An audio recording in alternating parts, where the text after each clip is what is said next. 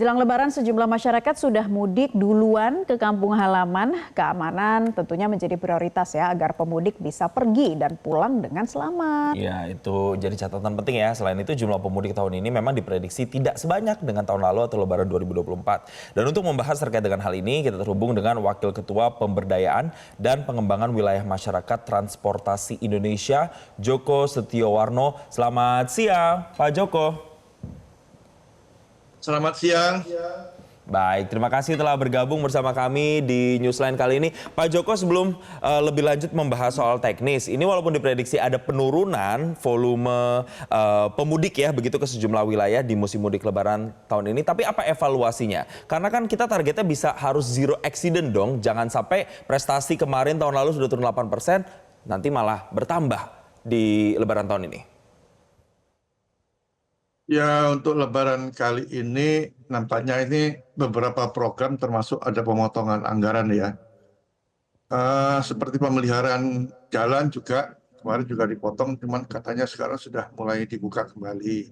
Tapi kami lihat beberapa daerah masih terdapat jalan berlubang juga cukup banyak. Karena baru sehari yang lalu saya juga ke Sumatera gitu ya, baru pulang.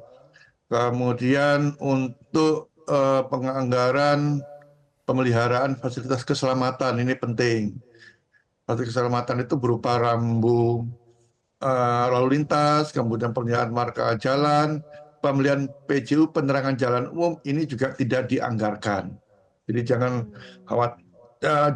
kaget nanti kalau lewat malam hari kok gelap, karena lampunya nggak dipelihara, mungkin mati, nggak ada pemeliharaannya, anggarannya juga hilang. Kemudian rem cek itu ada dua. Kalau rem ceknya itu di terminal ya untuk bis akap nggak masalah karena itu sudah rutin. Tetapi bagaimana untuk bis pariwisata yang banyak digunakan nanti untuk mudik gratis? Biasanya bis-bis itu ya itu dilakukan rem cek di poolnya karena mereka tidak ke terminal. Tapi tahun ini nampaknya tidak dianggarkan itu.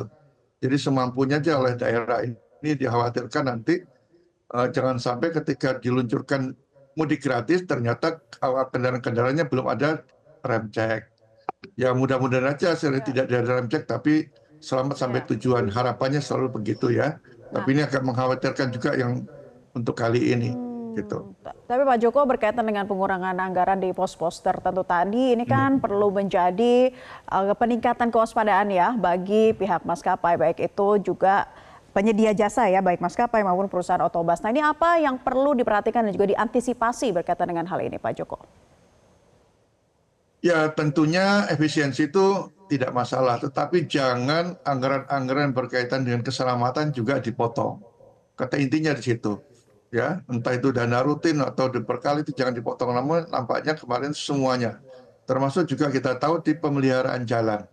Ya, ini masih banyak ditemukan jalan-jalan yang masih berlubang. Kalau di jalan tol otomatis itu tanggung jawabnya adalah operator jalan. Tapi bagaimana di jalan arteri? Itu ada jalan nasional, jalan provinsi dan kabupaten kota. Nah, ini harus menjadi hal yang perlu dicermati sehingga pemudik-pemudik ya, terutama pesepeda motor. Nampaknya ada salah satu media mengatakan bahwa pemudik itu banyak menggunakan sepeda motor masih cukup minatnya cukup tinggi lah. Ini harus berhati-hati. Yang harus dicermati juga pemudik motor ini masih kita temukan itu dan hanya berupa himbauan itu adalah membawa anak. Artinya sepeda motor dimuati lebih dari 2 orang. Padahal sepeda motor ini sebenarnya bukan untuk perjalanan jarak jauh, itu jarak pendek. Tapi kebijakan pemerintah yang sudah 20 tahun ini tidak signifikan bagaimana upaya mengurangi pemudik motor. Ya, pasti nanti sering kecelakaan itu yang pertama nanti mesti motor, beritanya begitu. Ya, meskipun sebenarnya kalau Lebaran dibandingkan tidak Lebaran, kecelakaan itu lebih rendah di posisi tidak Lebaran. Tapi apapun namanya kecelakaan harus diminimkan. Memang 3 tahun terakhir ini untuk mudik Lebaran kecelakaannya angkanya makin menurun. Ya mudah-mudahan tahun ini kita juga menurun di tengah pemangkasan anggaran untuk keselamatan. Begitu. Kita harapkan seperti itu ya, karena satu nyawa pun berarti begitu Pak Joko ya. Kita harapkan kan mereka bisa lebaran nanti bertemu dengan keluarga dengan aman dan nyaman. Tapi Pak Joko, kembali lagi ke hal lainnya. Ini kalau kita lihat data, ada penurunan yang cukup signifikan jumlah pemudik dari tahun lalu ke tahun yang sekarang ini, lebaran tahun 2025. Kalau Pak Joko sendiri mengamatinya, kenapa ya kok jumlah pemudik tahun ini turun dibandingkan dengan tahun-tahun sebelumnya? Ya, efisiensi itu mesti berpengaruh di tingkat bawah ya, apalagi anggaran yang beredar juga tidak begitu banyak. Ini ya efisiensi juga untuk apa? Untuk mudik. Mungkin beberapa masyarakat juga tidak melakukan mudik karena efisiensi tadi ya. Ya, apa yang dia mungkin bisa disediakan mudiknya gratis, tapi tentunya kan dia harus bawa uang. Sementara uang yang dibawa juga tidak ada. Lebih memilih mungkin dia tidak mudik. Nah, gitu loh. Jadi ini meskipun tiket juga dikurangi, membantulah. Kemudian ada program bisa bekerja di mana-mana mulai tanggal 24 work from anywhere ini ya. Tapi ini pun tidak banyak membantulah untuk memperbanyak orang mudik.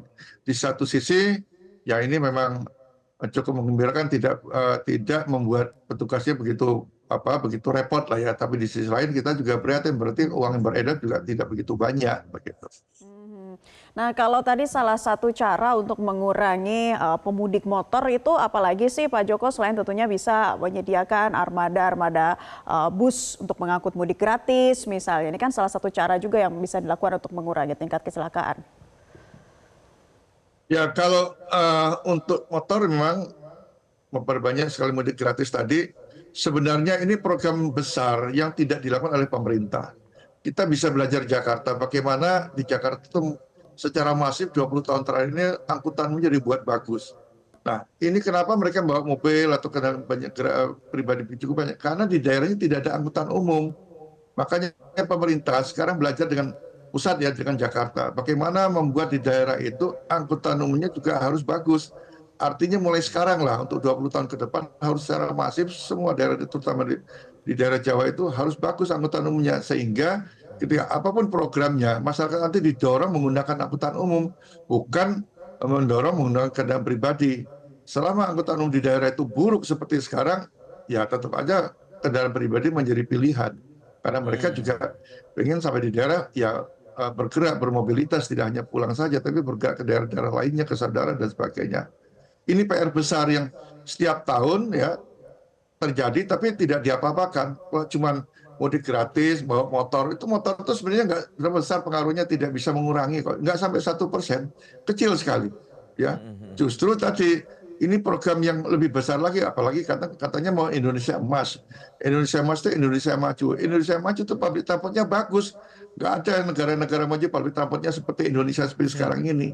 Jadi mimpinya itu benar-benar mulai sekarang dikerjakan, bukan 20 tahun ke depan. Nah, oleh sebab itu, ya ini pengaruhnya sangat besar untuk kalau public transportnya bagus, didorong lah. Kita lihat banyak negara-negara maju ketika Cina umpamanya ya.